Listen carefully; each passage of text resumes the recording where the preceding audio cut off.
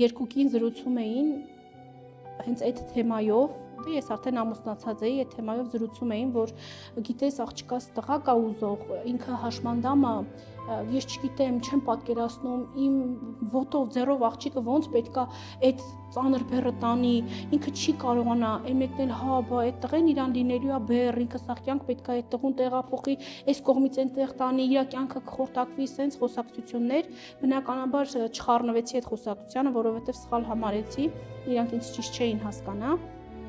բայց մտածեցի, որ լավ չի տենց խոսել, սիրուն չի տենց խոսել։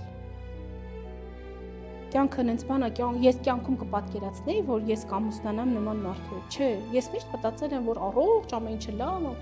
ոնց որ բոլոր աղջիկները, բայց հիմա չէ, եթե ինձ ասեն ժամանակը հետ պտտեի, նորից դա կանեի, ես կասեմ, ես նորից դա կանեի, որովհետև նորից եմ կրկնում, հիմա երբ որ տեսնում եմ իմ ամուսնու